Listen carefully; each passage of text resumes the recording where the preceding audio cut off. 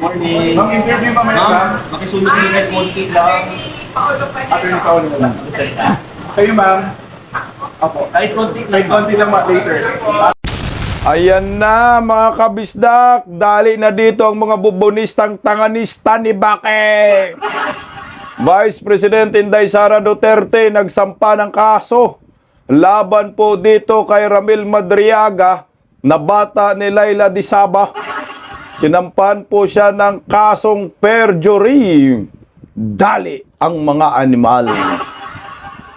Kasalukuyan po merong pagdinig ngayon sa impeachment laban kay Vice President Inday Sara Duterte dyan sa Kongreso. Magbubutuhan na po sila ngayon kung meron bang sapat na basihan kung in substance ba. Meron ba? Sa palagay po natin mga kababayan ko, sa akin lang talagang dyan sa Committee on Justice, lamang sa bilang ang mga tanganista. Pero iwan ko lang kaya kung uusad ba ho ito. Nagkaroon po ng kaguluhan dyan sa impeachment. Starring po dito si Ann Cortez. At tulala po itong si Jinky Luestro. Gerbil! Nang dahil kay Speaker may hikes. Nang dahil kay Speaker may akap. Nang dahil kay Speaker may tupad. Nang dahil kay Speaker may groundbreaking. Nang dahil kay Speaker bumahang Batangas. Intindi mo, Gerbel, mag-inhibit ka na lang, hinayupa ka.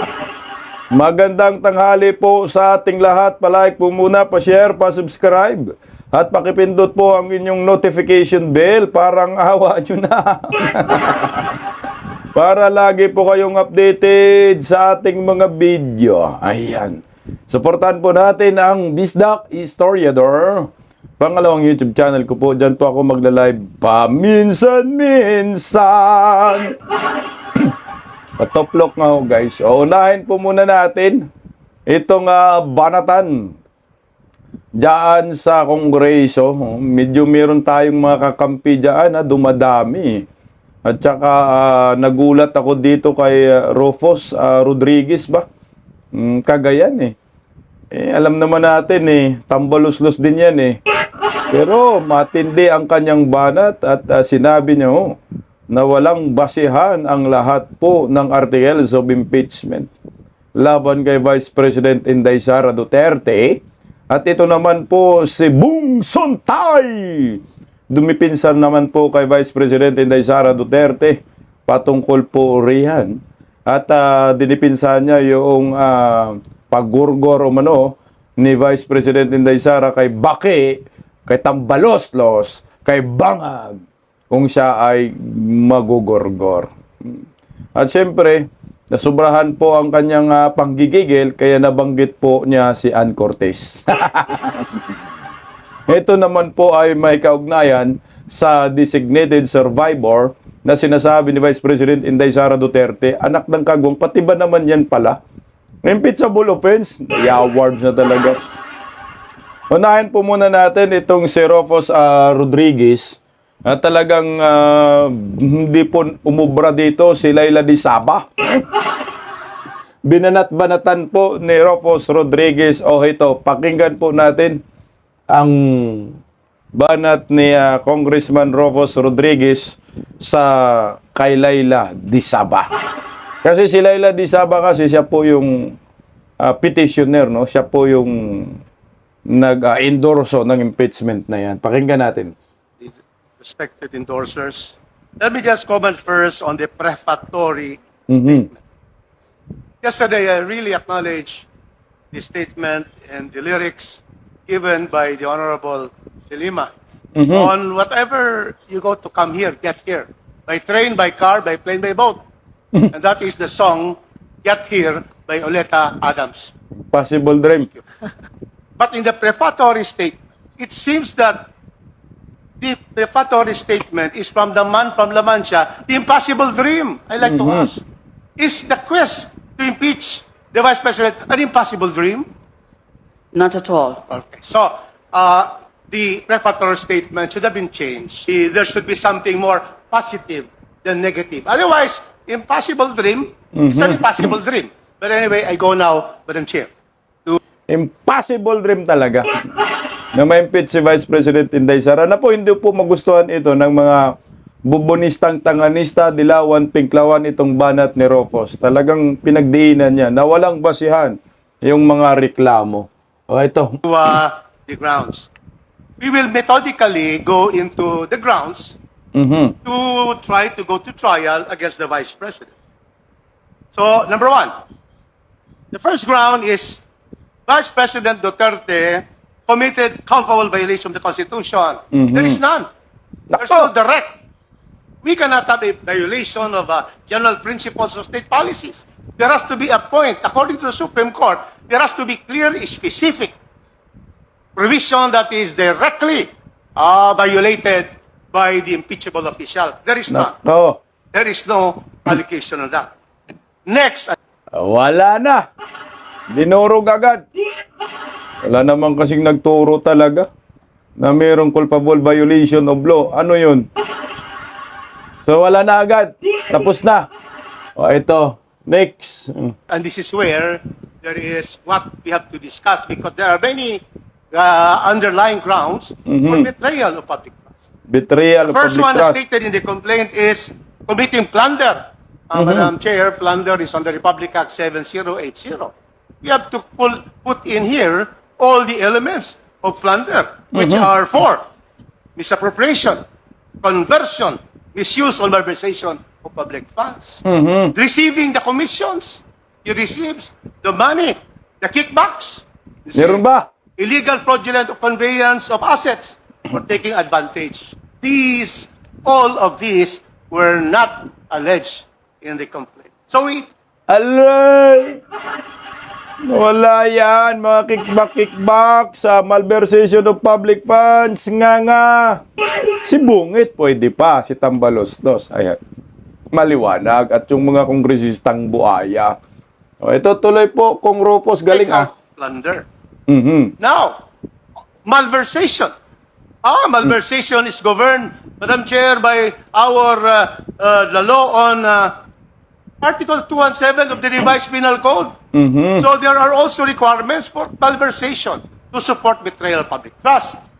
And the elements here is that the offender is public officer, and as decided by the Supreme Court, she should be an accountable officer. The Vice President is not an accountable officer. Patay. Who are the accountable officers? By definition, according to the Supreme Court, accountable officers are cashiers, treasurers, property officers, and the like. She is the Vice President. And so therefore, this malversation cannot prosper as stated directly. However, Aray, baki. Wala, no? Hindi ma-charge ng malversation of public funds. Maano na yon? Tuloy. this is where it will be. However, there is allegation here that there is conspiracy. That's the accountable officer. If there is conspiracy by the head of office under the ruling of the Supreme Court, Meron ba? there may be malversation through conspiracy. That is what they are going to therefore make as a support for committing betrayal of public trust. And then, graft and corruption. It is governed by Republic Act 3019, Article 3. So, paragraph 3, E, F. And there is also no clear allegation that because of his office, he gave due advantage or she received kickbacks. This is confidential fund. And so therefore, Madam Chair, we could not also say that there is graft and corruption. Patay. Secondly, and lastly, there Dito muna natin sa plunder, graft and corruption. Wala rin. Yung anak ng kamote, anong pinaglalaban ni Laila Dilima yan at ni Jinke? Tuloy, are high crimes very far from it. In this case, the allegation is that there is a misappropriation of 500 million in the OPP. 125 of that was 2022. 375 in 2000. Now, what is the status now of that particular finding by the COA? Madam Chair, the COA saw that there is lack of funds, lack of supporting documents, documentary evidence of payments. But there is no finding of corruption Correct. of the Vice President. This is just the lack of documentary evidence of payments to the respective beneficiaries. And then we also have, Madam Chair, in this case, graft and corruption is defined, the Supreme Court said this is about 3019. So in this case, there is no, when did the Vice President receive the money? Where was it deposited? So, therefore, receiving these gifts or kickbacks under 3019. If I may interrupt, Honorable Rodriguez. Pinara na si Rodriguez kasi nga, wala na, puro pabor kay Inday Sara yung mga pinagsasabi niya. Walang malversation, betrayal of public trust, plunder, wala, as in, walang korupsyon. Ang tangina, sinabi naman kasi ng COA na modified opinion, unmodified opinion eh. Wala namang corruption kasi tama naman si Rufus Rodriguez. Ang makapagsabi na may corruption sa isang departamento ay Commission on Audit. Mag-audit ka. Eh, siyempre, ang ano lang naman kaso ni Inday Sara, yung mga kulang sa mga dokumento. So, ngayon, nag-comply. So, misuse of funds, pag ma-comply mo yan, malilinis ka. So, ang COA na magsabi na walang corruption. O, ito pa, meron pang issue sila. So, wala na tayong impeachment. Pero yung mga hunghang, nagbubutuhan pa rin ngayon kung may substance. Gulat ako dito kay Rufus Rodriguez, mukhang nag-iba na, oh. Di ba, naalala ko, mainit din to sa mga Duterte, pero ngayon, na nag-deklara na si Inday Sara, tatakbo sa pagkapangulo, mukhang nag-iba. O, ito, sa ano naman, naiba sila ngayon, kaysa last year. Sa last year, pinagtutulungan nila si Inday Sara. Ngayon, mukhang dumami na po silang kakampi kay Inday Sara. Nakaramdam na. O, ito naman, may pangalawa pa siyang banat dito, patungkol naman sa aligasyon na kay Vice President Inday Sara sa DepEd. O, ito, galing din ng banat ni Rufus dito Durog na durog sila. Number 2 is totally outside the jurisdiction of this impeachment court. DepEd. Section 2 of Article 11 enumerates the officials that will be impeached. I cannot see here the Secretary of DepEd to be impeached.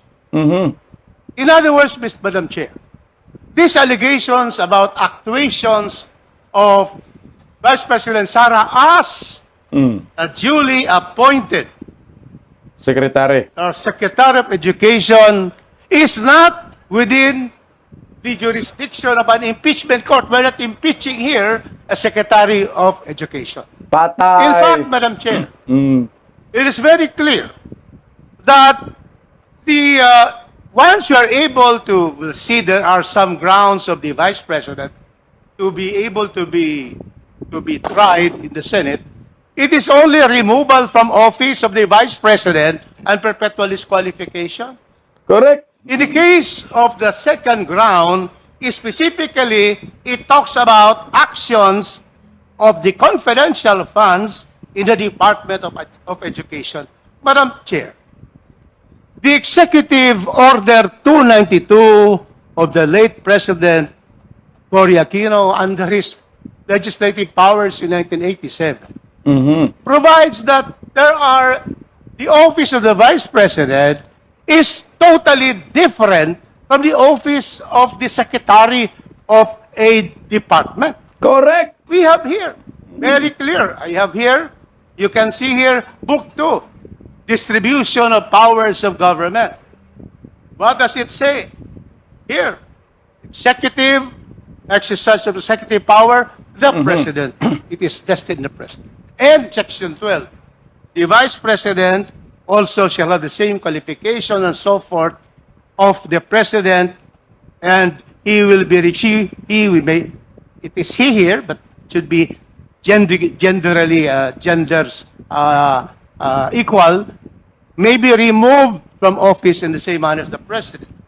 So this is under Executive. Book 2, Chapter 3. Now, we go to the Secretary of Education.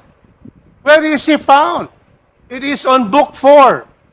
Book 4 provides for the executive branch. The departments, it says here, Section 1, the executive branch shall have departments as are necessary for the functional distribution of the work of the President for the performance of function. Section 3, department proper.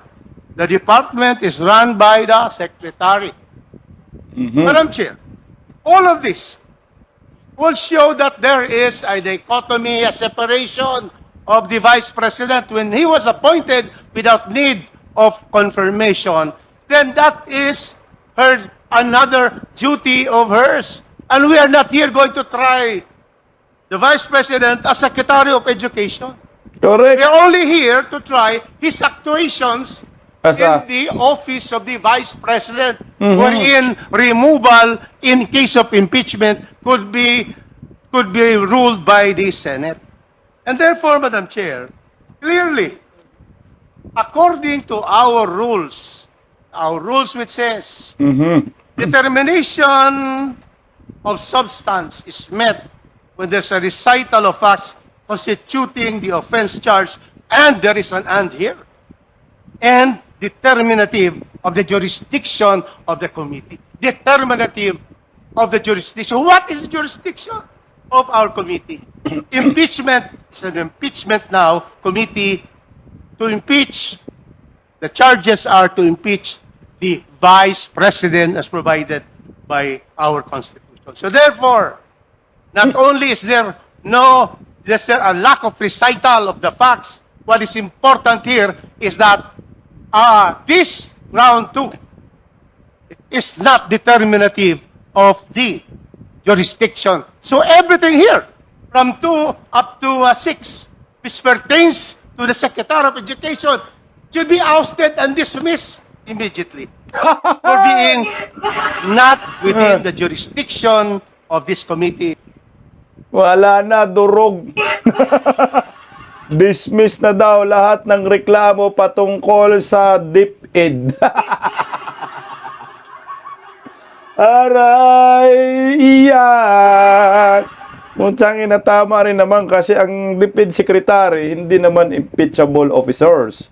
At saka ang gusto mong i-impeach ang Vice President. So ngayon, kung gusto mong magreklamo para ma-impeach si Inday Sara, yung ginagawa niya sa pagiging Vice President, hindi yun sa pagiging DepEd. So walang jurisdiction. Yung reklamo nila patungkol sa DepEd, walang jurisdiction ang Kongreso, ang Committee on Justice para i-impeach si Inday Sara. So lahat ng mga kanilang aligasyon sa DepEd hindi magagamit para ma-impeach si Vice President Inday Sara. Bakit nung nakaraan taon in-impeach ninyo, mga animal kayo? No, gumawa kayo kasi may pera, 150 million. So ito na maliwanag kasi merong deliberasyon, may hearing sa Committee on Justice na wala naman noon at malinaw, no? Dako yung mga kunyari violation, merong violation si Inday Sara sa DepEd, matik hindi yun magagamit para ma-impeach si Vice President Inday Sara. Hindi pwedeng gawing ground po 'yan. So ang ground ngayon, hahanapan nila yung sa Office of the Vice President. Kung wala, di iyak na naman. Okay, so mukhang dumami na po ang ating mga kakampi dyan sa Kongreso. Nag-iba na sila ng tono. Dati ay tsa-tsa, ngayon ay budots na. Tsa-tsa, gibawal ka na. O goods po yan, at least maliwanag po na ngayon. So ito naman tayo dito kay Bong Suntay. Kasi Bong Suntay naman dumipinsa doon sa di umano pag-orgor ni Vice President Inday Sara Duterte. No? Kay Tambaloslos, kay Baki, kay Bungit. Ayon pa nga kay Inday Sara na kapag ako ay gorgorin, may nakausap na ako na dapat mag-gorgor at hanapin sila. Ang tawag dyan kasi conditional death rate. At pinipli pa nga ho diyan sa Kongreso, yung mga pinagsasabi ni Vice President Inday Sara Duterte, yan yung expression. Yan yung galit at maalala po natin, pinatawag din po si Inday Sara diyan sa NBI noon. So nasagot naman ni Inday Sara yan, pero ang mga hunghang, ginamit pa rin po nila bilang isang di umano'y impeachable offense. Pero narito po si Bong Suntay to the rescue. Madam Chair, the complaint alleges that the respondent declared that she had arranged for a person to kill the President, the First Lady, and the Speaker if she herself were killed.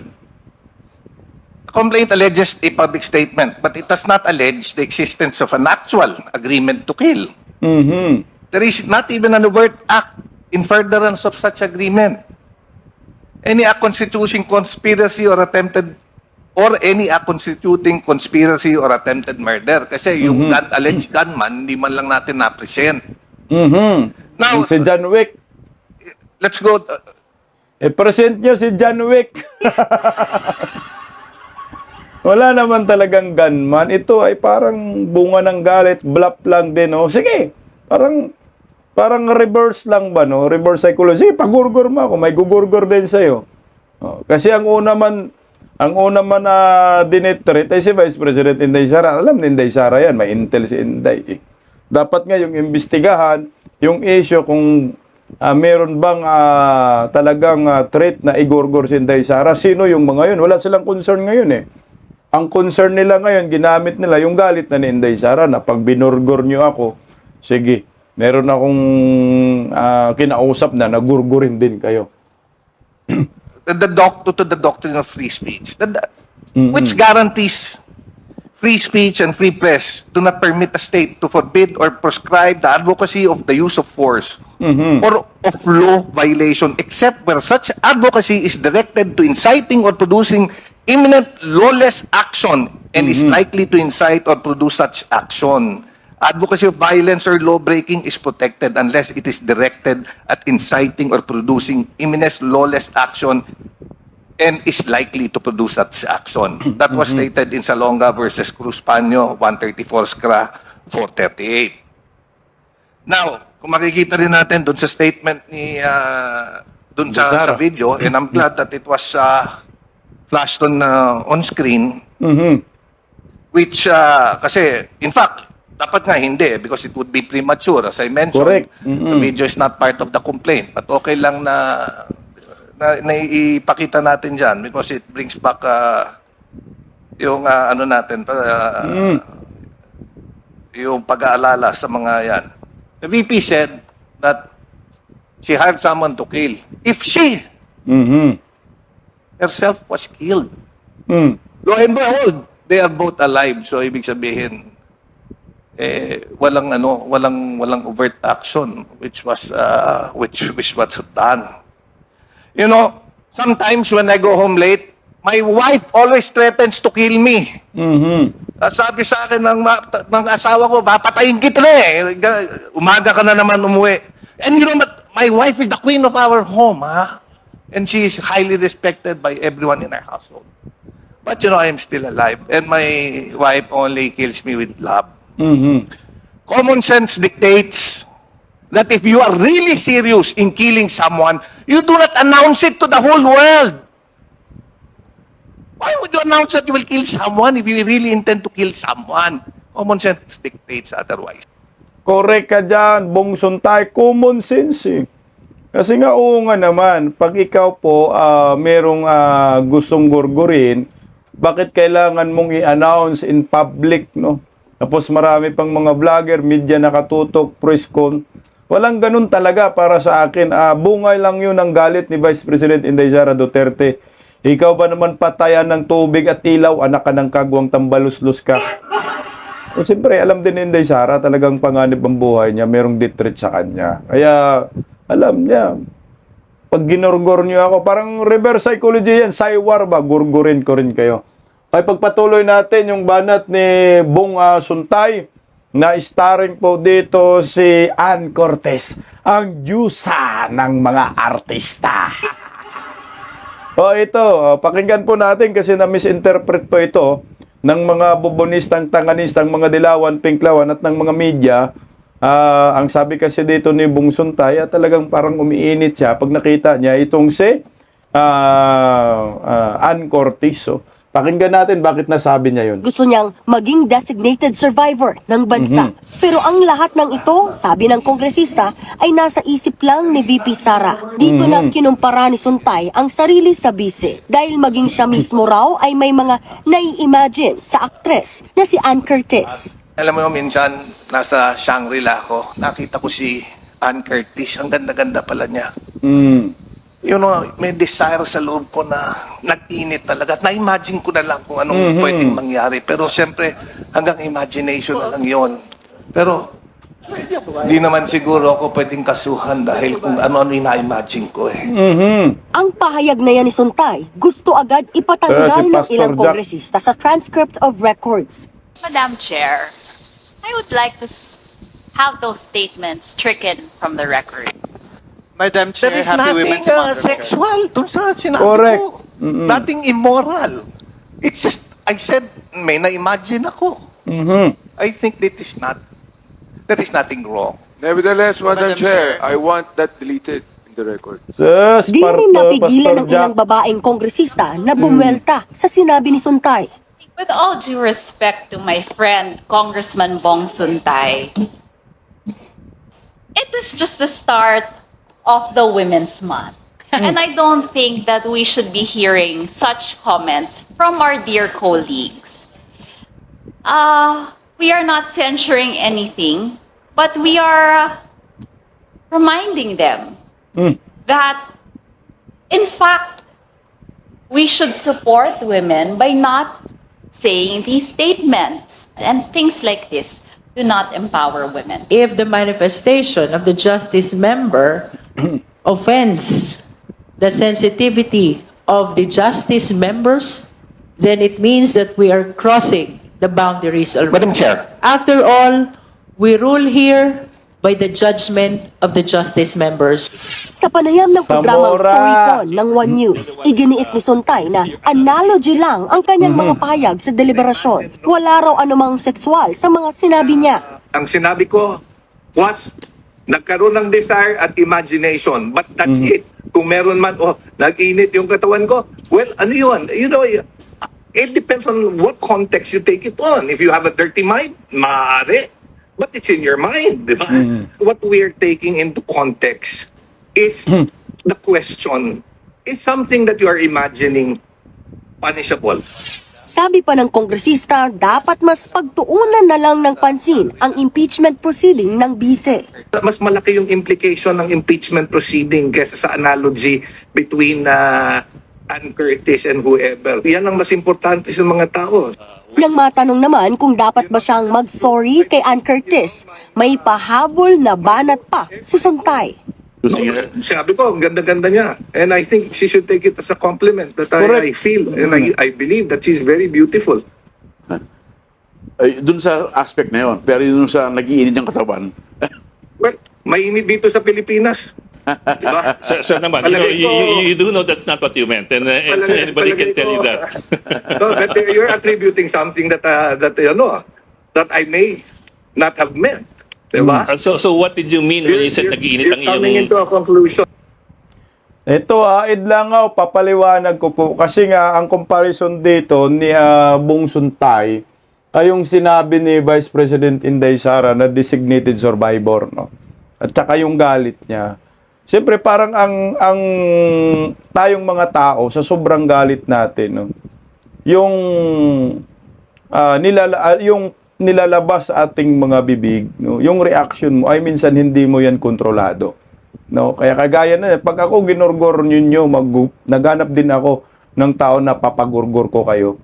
That's part of expression. Yung parang, yun yung reaction ng katawan mo o yung sarili mo, yung galit mo ba.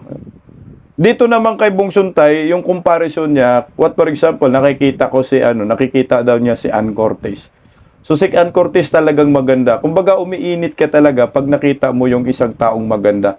Kumbaga yun lang yung comparison. Yun yung reaction ng sarili mo. Doon naman sa kay Inday Sara sa galit. Dito naman kay Bong Suntay yung desire. Na pinapakita niya yan, walang kaso yan, wala siyang kasalanan. Yun lang naman, hanggang doon lang naman. Pero yung sabi mong desire, nag-asain mo si Ann Curtis, wala yun. Siyempre, nakita mo talagang maganda naman talaga si Inday Sara. Si Inday Sara, maganda rin naman si Inday Sara. Talagang maganda naman si Ann Curtis. That's a compliment, no? Humahanga ka sa kagandahan ng isang babae kagaya ni Ann Curtis. Kung ako naman Ann Curtis, masaya ako kasi marami palang nagagandahan sa akin. At totoo palang Diyosa po ako. Unless wala ka namang foul na sinasabi. Hindi mo naman sinasabi, kakaasahin ko yan. Wala naman.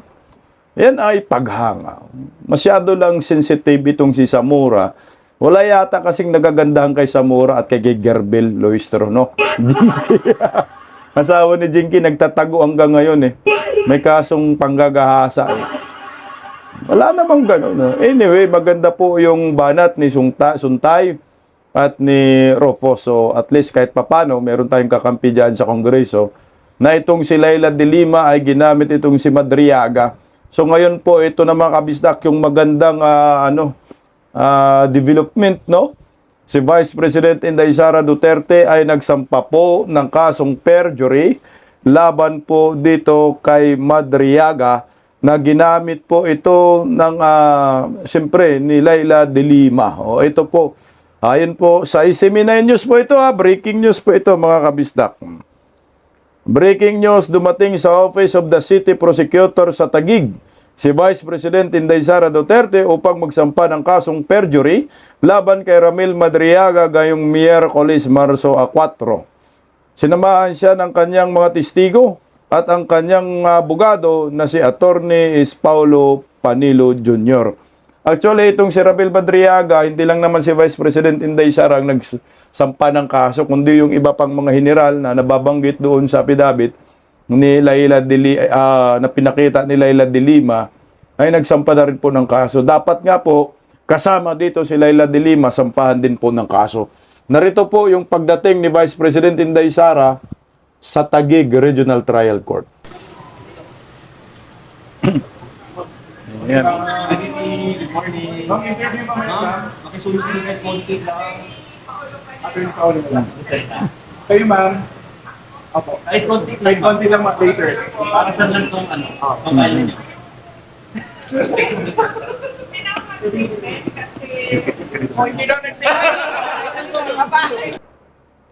Ayan, ang abogado po ni, ni Vice President Inday Sara Duterte ay si Attorney Paulo Panilo. Salvador Panilo.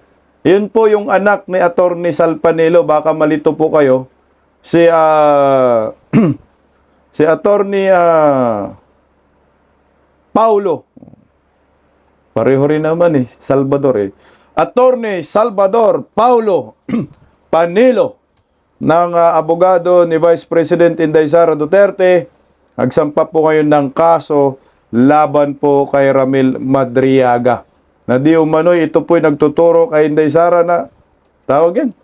Na bagman daw ni Inday Sara, anak ng kagwang PSG daw. Lolo mo. Formal na pong nanumpa si Vice President Inday Sara Duterte. Ito po yung pinaka-latest report. Vice President Inday Sara Duterte takes oath for perjury complaint she filed against Ramil Madriaga at the Office of the City Prosecutor dyan sa Taguig. O ayan, tinuluyan na po ni Vice President Inday Sara Duterte. So narito naman po ang statement. Tika lang. Meron ding payag si Vice President Inday Sara ngayong araw patungkol po sa International Criminal Court. Isama na po natin. Basahin na rin po natin mga kabisdak, dagdag lang update kay Vice President Inday Sara Duterte. Ang sabi po dito, mga kababayan, nakita na natin kung paano umasa ang kaso sa International Criminal Court laban kay dating Pangulong Rodrigo Duterte sa mga binili o gawa-gawang salaysay ng mga testigos ni Antonio Trillanes tulad ni Arturo Las Cañas at Edgar Mutabato. kung noon pa lamang ay kunistyon at kinasuhan ang mga kasinungalingang ito, hindi sana nagamit sa ICC ang mga ito laban sa dating Pangulo. Nakikita rin natin na tila inuulit na naman ng House of the Representatives ang parehong taktika sa pamamagitan ng kanilang tinatawag na testigo na si Ramil Madriaga. Si Madriaga ay isang akusado sa kasong kidnapping na nagpapanggap na campaign supporter at mula roon ay biglang lumitaw bilang testigo kuno sa impeachment laban sa akin. Dahil dito ngayong araw ay naghain ako ng kasong perjury laban kay Ramil Madriaga upang tuluyang mapanagot siya sa kanyang mga kasinungalingan. Hindi maaaring hayaang gamitin ang mga imbintong kwento upang lindangin ang publiko. Ang aking abogado na si Attorney Paulo Panilo ang sasagot sa mga tanong ng media tungkol sa kasong ito. Salamat. Ayan po ang pahayag ni Vice President Inday Sara Duterte sa pagsampa po niya ng kaso laban kay Ramil Madriaga. O hito na tayo ngayon. Sino bang ating paniniwalaan? Yung mga ex-Marines, no, na nagsabi na mali-malitang pera nag-deliver kay Bangag, Tambaloslos at sa mga kongresista, kay Gerbel, kay Laila de Lima. Ayan sila, Pastor Abante, o dito kay Ramil Madriaga na kriminal. O ito na tayo, sagot! Mga buhaya kayo. Kailangan nyo pong sumagot. Labo-labo na. Kaya nga itong impeachment ngayon, wala na yan. Mamatay lang yan ng kusa. O ito mga kababayan ko, pakinggan po natin si Katie Duterte. Ito po ay update dyan sa dahig patungkol kay former President Rodrigo Roa Duterte. Bago yan, pakinggan muna natin si Baste. Wala, magyapon, pareher yung mga nasturya. Balik-balik na naman na for the past 3 years. Balik na po tayo confidential funds. Diba? Ayan po ang payag ni Mayor Baste Duterte patungkol po sa impeachment laban kay Inday Sara. Pakinggan naman natin si Katie Duterte. Kit, you just finished your visit to your father. How is our former president generally? In general, rather, sorry. Well, actually, no. I think you know why I'm wearing shades. Because like I always say, the first visit is always the hardest. I usually wait at the corridor mismo. So, I waited for him there. Nung narinig ko kaagad yung ng pinto, tumakbo ako. He was okay, but at first I noticed that he had drier lips and skin than usual. That's why I imposed a rule today, kada inom siya ng Coke, dapat may few sips of water. And then eventually, after he finished about, say, 3 cups of water, nag-okay naman. Natakot kasi ako kasi medyo mapula yung mata niya. So sabi ko baka dry. And he just needs hydration. So, ayun. How long? I asked the guard, obviously, na kung kumain na siya. Sabi niya, wala daw. Kasi 1:30 exactly siya naghintay. Sabi ko, hala.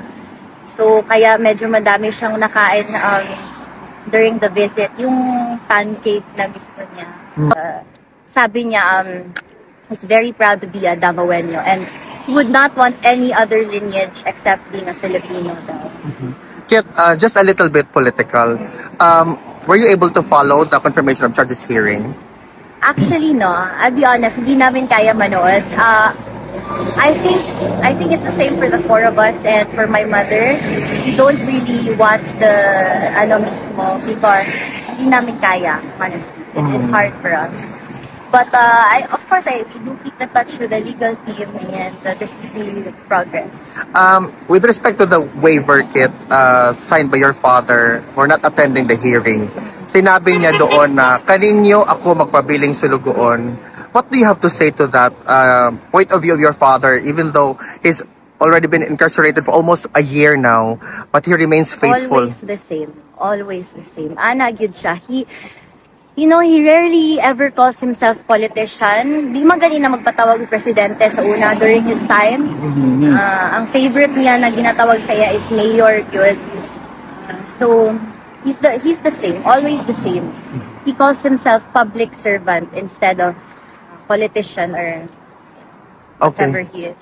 No problem. Kit, just to conclude this interview, just a quick interview.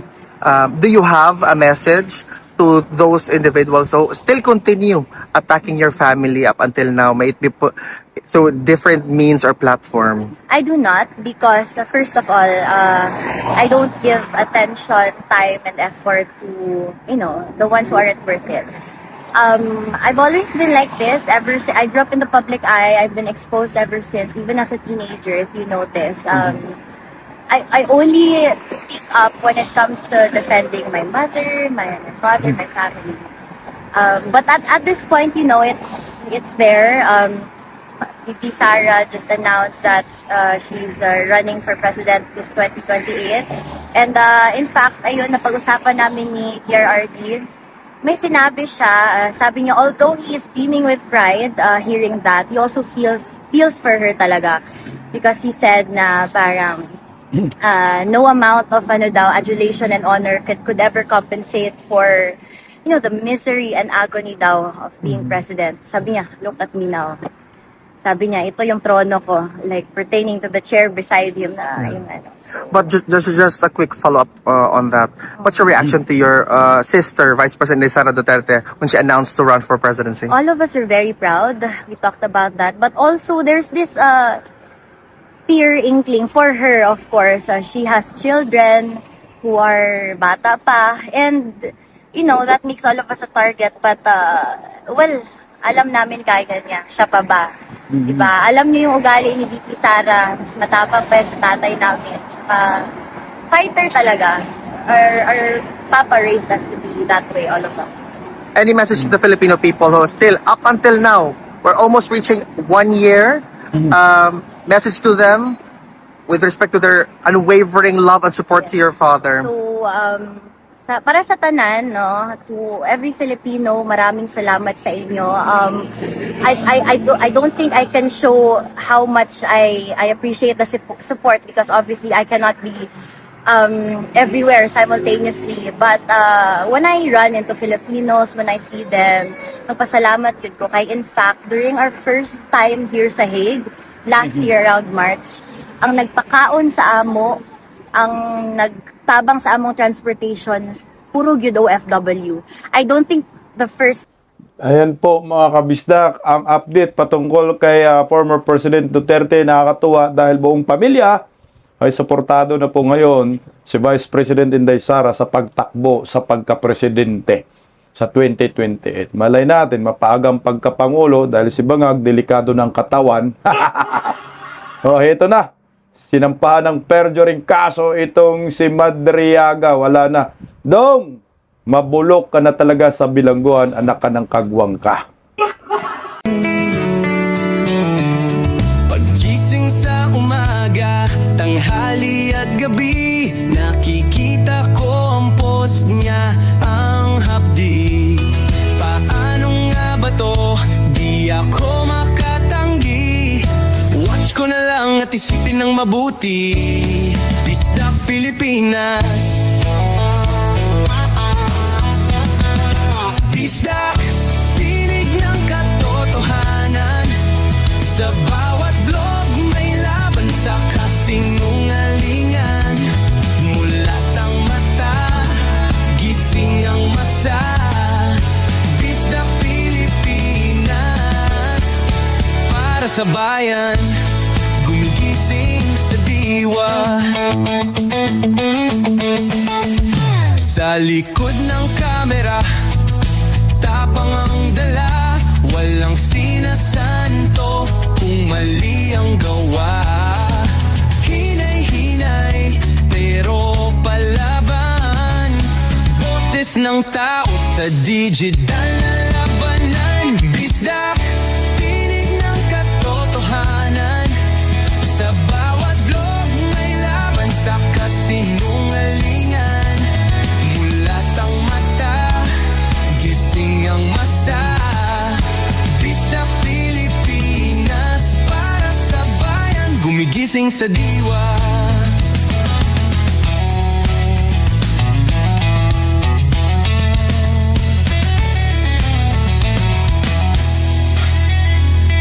Hindi artista, hindi politiko, pero ang katotohanan katotohanan, sigaw niya ay buo. Sa YouTube o Facebook man siya makita, may aral ka pa rin, may uwi sa bawat salita. Bisdak, gising sa katotohanan, di lang kwento, kundi panawagan. Sa bawat Pilipinong naghahanap ng liwanag, Bisdak Pilipinas, kasama sa pagbangon ng bayan. Bisdak Pilipinas, boses ng masa, gising ang diwa. Sa vlog mo, may pag-asa.